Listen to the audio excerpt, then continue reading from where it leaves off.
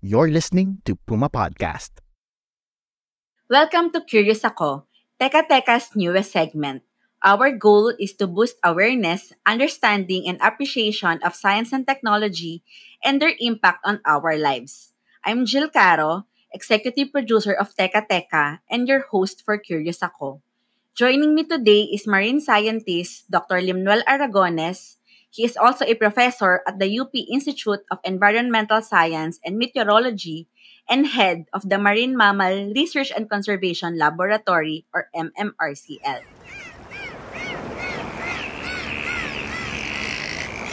The MMRCL partners with the Philippine Marine Mammal Stranding Network to rescue, rehabilitate, and release stranded marine mammals across the Philippines.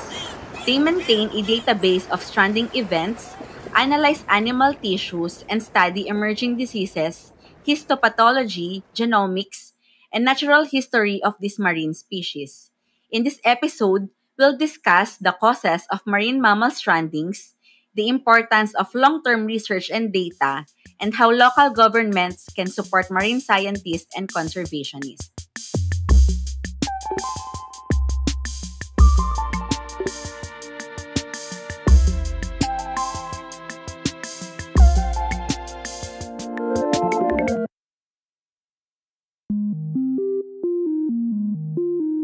So first, let's define marine mammal stranding. This occurs when marine mammals like cetaceans, pinnipeds, or sirenians come ashore alive under abnormal conditions, are injured near shore, or wash ashore dead, either individually or in groups. So, Dr. Lem, you have been leading the development of a database on marine mammal strandings in the Philippines since 2005. Can you briefly share some key findings from your research, such as the number of stranding hotspots across the country and the marine species most vulnerable to strandings? Our data from 2005 to 2022 showed 35 hotspots. Pinaliit namin yung aming pixel, that is the area where we were looking at. So it is a 15 by 15 kilometer pixel, and we identified 35 hotspots na kumisan medyo may ilang multiple LGUs within that pixel.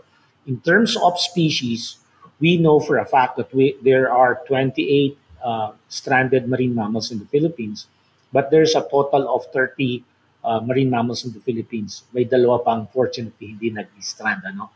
But for the top 5 most frequent na nag-strand, as you defined stranding, isang unang-una ay spinner dolphin. Okay? Susunod ay dugong. And it's not a cetacean, it is a herbivore. No? Sabi mo nga, sirenian ito. Ang pangatlo po ay rhesus dolphin. And then Fraser's and melon-headed. So these are the top 5 that we showcase in our database. Meron tayong 35 nakitang hotspots, and therefore we have to tag them na mahalagang areas ito kasi out of that 18-year data set, madalas doon ang stranding.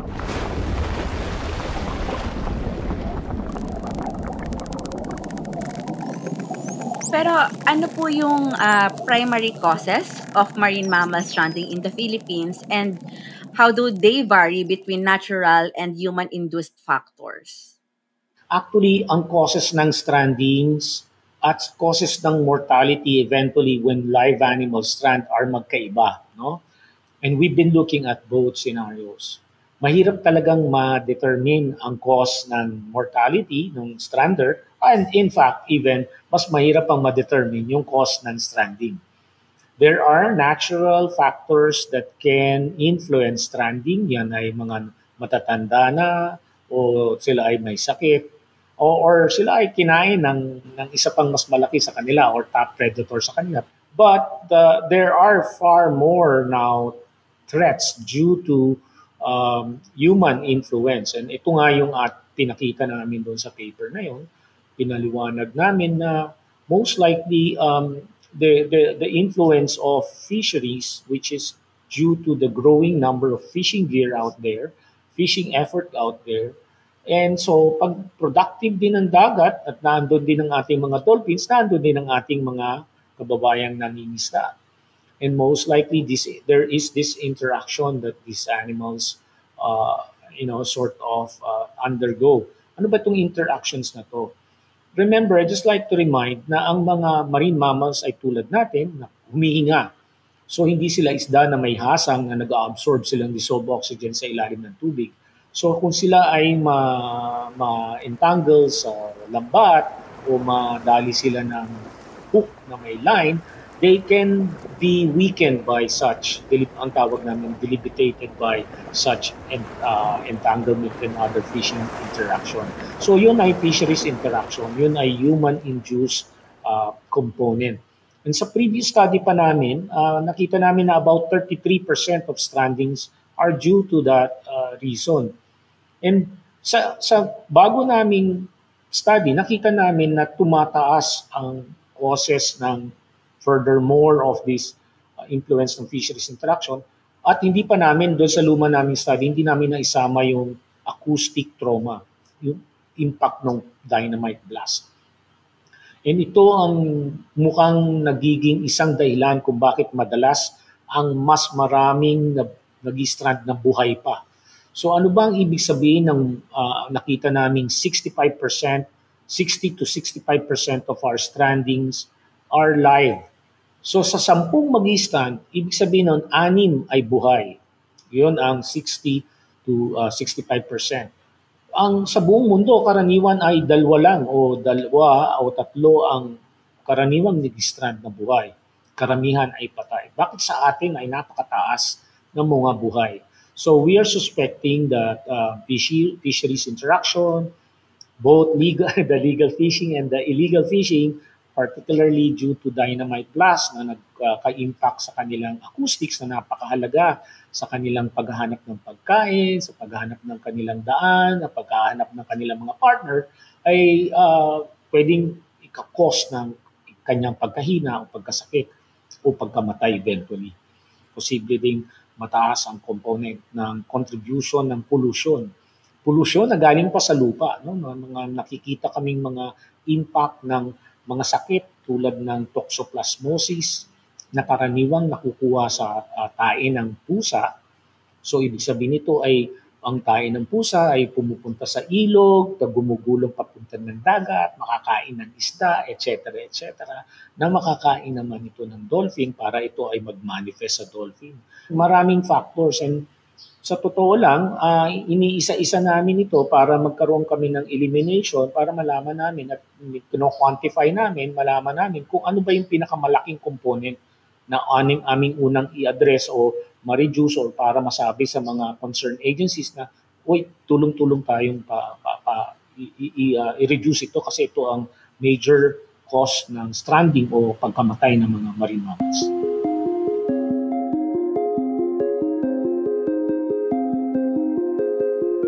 Napakahalaga na ma-identify natin ang hotspots sapagkat kung merong mga hotspots, ibig sabihin may yung area na yon ay areas of concern. May 35 tayo and most likely ang number ko dyan is about close to 50 LGUs yung 35 na yon. So sa pamamagitan ng pag-identify ng LGU level hotspots ay mapapaalam natin sa mga LGUs na ito na sila ay dapat maghanda. Handa silang rumusponde sa buhay na stranding, handa silang mag-rehabilitate at mag-rescue sa mga buhay. So ngayon, hopefully because alam natin ang political powers ng LGU ay may sarili silang because na-devolve na ang powers, so lahat ng stranding ay may political boundaries kung saan sila mag-strand. No? Barangay level man yan, municipio or city level yan, and therefore this LGU should be on their toes to address these strandings. Hindi yung pababayaan na lang natin, hindi natin maintindihan, hindi natin malaman kung ano yung kadahilanan. On another context, hindi natin nabigyan ng tamang tugon ang kanilang dalamhati. So yung ating ina-address active sa stranding ay dalawa. Yung context ng animal welfare, kapakanan ng animal, ng hayop na nasa dalampasigan, at yung pangalawa ay ang scientific context nito, ang pagkolekta ng datos, lalong-lalo na kung ito ay patay na. May ginagawa kaming proyekto ngayon sa Region 1 because the Region 1 is the hottest of the hotspots at involved doon yung Bureau of Fisheries and Aquatic Resources Regional Office number 1 and there are 22 hotspot LGUs doon sa Region 1 alone. And that consists of about 25 total ng LGU doon sa 22 hotspots sa 35. And then, doon namin pinaliwanag last week lang na napakahalaga ng mag-review ng fisheries registry nila, yung mga gears, yung mga saan ng mga nangingisda, mangingisda, ilan ang motorized boat, para malaman natin yung context ng paggamit ng space, no, in relation to the space that these dolphins also utilize within their waters. Wala tayong ganong paggabay at pag-intindi sa ating resource management. Unfortunately, nakapokus lang tayo usually sa fisheries o sa corals or sa mangrove, seagrass, pero nakakalimutan natin itong mga pelagics na lumalangoy, depende kung saan ang mas magandang kainan, na hindi sa super effort natin sa nakatingin lang tayo sa pangsarili nating nakapakanan, no, na ating napapakinabangan. And since bawal nang hulihin at kainin ang mga hayop na to, ay hindi natin nabibigyan ng tamang tugon. Nabanggit nyo kanina, mayroon din kayong project sa LGUs, no? And nung nabasa ko po yung study ninyo, sinabi nyo po doon na over the years, tumataas yung cases of marine mammal stranding. So, gaano po ka-crucial yung role ng LGU sa pag-address nitong mga issue po na nabanggit ninyo? Kasi ang dami 'di ba, from waste management to pag-regulate ng fishing activities, and even to having their own response teams, 'di ba po? And paano i-rehabilitate and i-endorse kunwari yung marine mammal sa mga experts na mas knowledgeable kung paano sila poprotektahan and eventually mabalik sa dagat. So, ano po yung sa tingin ninyo or ina-advise po ninyo sa mga LGU na dapat nilang gawin? And based on your observation, ano po kaya yung mga main obstacles that prevent them from implementing effective prevention and response efforts? Napakaganda ulit na katanungan to lead me to the most important context nung study namin. Pinaliwanag namin doon na mayroon kaming ilang recommendations. Ang isa naming recommendation na ay reviewin ang kanilang paggamit ng kanilang karagatan. Pangalawa ay mag-patrol, i-put in place ang patrolling para mabawasan ang mga or mitigate nila yung context ng mga illegal fishing, no? Particularly dynamite blast.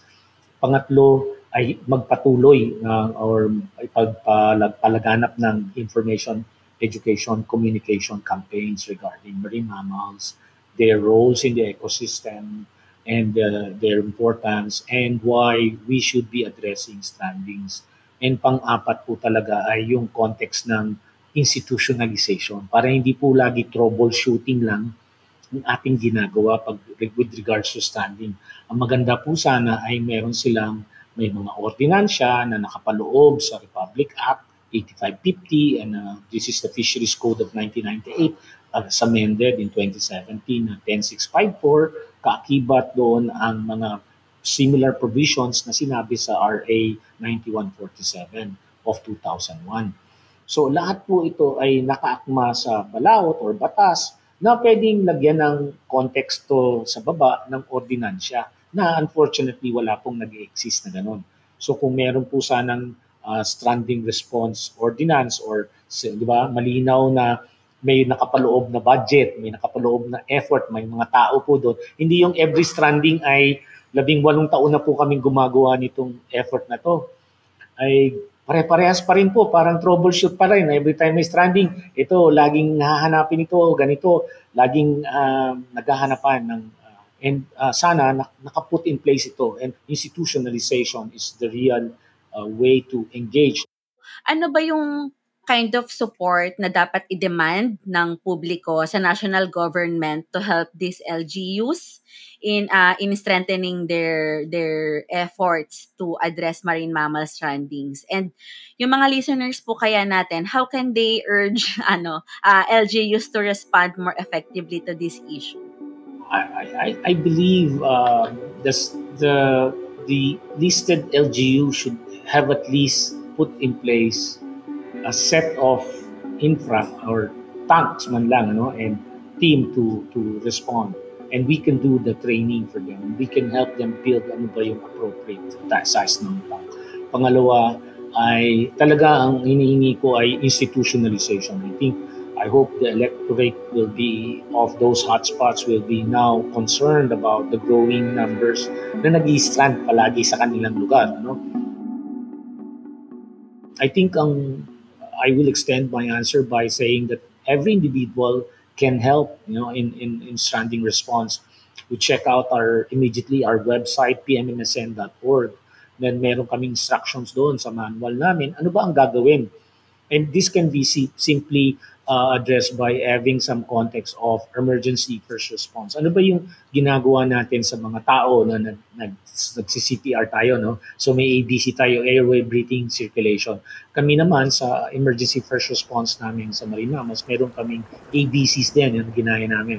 Approach with care, meron kaming supportive care, and protect the animal from the elements.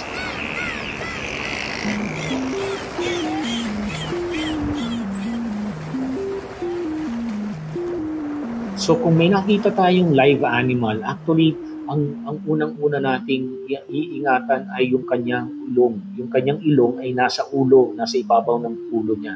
So yun yung tawag sa kanyang ilong.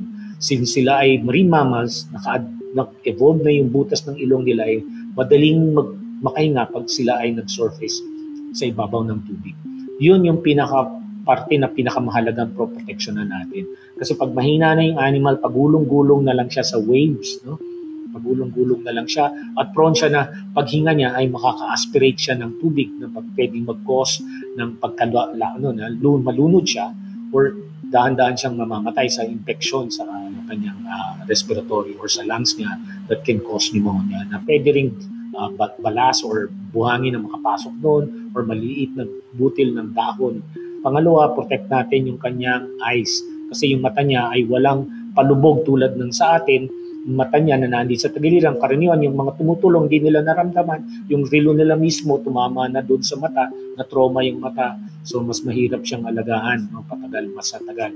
And of course, hindi sila sanay sa gravity. Kailangan natin protectionan yung kanilang pectoral fins or yung flipper. Ito yung kanilang maliit na version ng ating kamay. Kumpleto yung buto niyan sa braso at sa kanyang forehand at sa may daliri yan, nakapaloob lahat doon. Imagine niyo buong buhay nila ay nasa tubig sila and nag-strand sila sa lupa. So yung weight nila mismo ang nagiging hadlang sa kanilang tamang metabolism and physiology. So yun ay mga ina-address natin sa first response. So I hope nakatulong yun at tandaan nyo kayong bawat individual can easily do this anytime. I'm curious, ano yung next steps dun sa research nyo on marine mammal stranding? So, ano yung next ninyong gustong ma-identify sa pag-research po ninyo? Kasama na po ba dito yung mas pag-unawa sa cause and role ng illegal fishing practices sa strandings? Ang napakahalaga na next step ay ma-tease apart namin yung components ng factors that truly drive stranders to go to shore. Ito ba ay timing ng maraming illegal activities at kung ano ba ang illegal activities na to. Recently, nakakuha kami ng pondo sa gobyerno to look at cetacean morbillivirus. So virus din, tulad ng ating ASF ngayon na napakataas ng awareness na natin. No? So meron ding nakakahawang virus na andito na ba yan sa Pilipinas, gaano ito nakaka-apekto sa ating mga kasama na nasa dagat na katulad ng mga dolphins. At gusto rin naming maintindihan hindi lang yung kanilang sakit, kundi ang kanilang genomics or genetics. Matagal na akong nagtatrabaho sa larangan ng marine mammals pero hindi ko pa rin sila nabibilang exactly kung anong populasyon sa iba't ibang lugar sa Pilipinas. So stranding is just an indication or proxy or a quasi indicator of their abundance. And therefore genetics and genomics may be the means to look at this genomically and genetically to just elucidate or intindihan natin diverse ba ang genetics nila and mayroon bang nakakaibang genetics or that can now be say na unique ang population na nandito sa northeast section ng Luzon na karaniwan ay nasa Ilocos, unique ba yan sa nasa Sarangani And therefore, the management also correspondingly changes the scenario. Hindi lang natin tinitignan ngayon yung species, kundi ngayon yung population o yung stocks na tinatawag natin. We're also now looking at the rates of gravity ng impacts ng mga plastic, but fortunately, mababa pa yung impact na nakikita namin. Although, pag nakita namin, talagang grabe ng epekto sa certain individuals.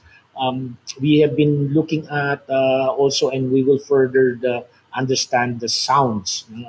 And gusto naming maintindihan yung hearing section ng tenga ng dolphins, which is so unique because it's a marine mammals na umaasa sa sonar, biosonar, na as opposed sa terrestrial mammals, umaasa tayo sa mata. Mas malayo yung ating kakayanang makakita.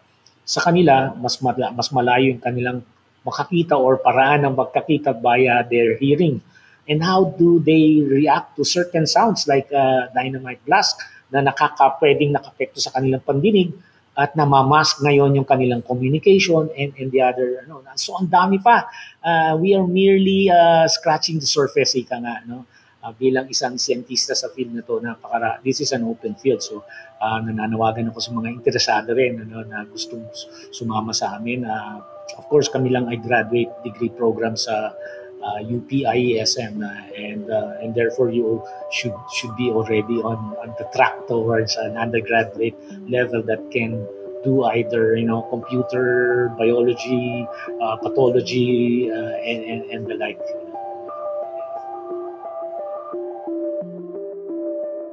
Isa sa siguro sa pinaka mahalagang mensahe ay despite the challenges ng ating socio-economics na tayo ay mahirap na bansa, kailangan nating iangat ng ating kaalaman sa mga hayop na to.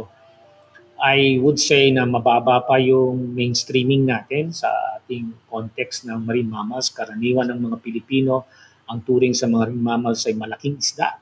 In fact, I would say majority of Filipinos, hindi lang yung nasa landlocked or even the coastal inhabitants have a misperception. So kailangan nating ayusin to, kailangan nating maintindihan na sila ay vulnerable because of those misperception and they are vulnerable because of their biology. Paisa-isa lang pong anak nila at pag tinarato natin silang isda ng milyon-milyon yung itlog, sabihin natin kaunti lang magsusurvive doon and still we think that napakarami nila doon, which is in fact not true. So we have to mainstream this. I hope that we can build this information. There are a lot of platform and social media. Isa na yung pinapauso nyo and other stuff. It's been helping me a lot. I have been appreciating all of this concern. But in the bottom line is sana talagang magkaroon tayo ng impact by saying mayroon tayong na bagong pananaw, mayroon tayong naturuan na hindi pala sila isda, may mga Yahoo moments tayo na may ganun pala at ganito pala. And I hope ang portion yun na yun ay nakatulong sa adhikain na yun.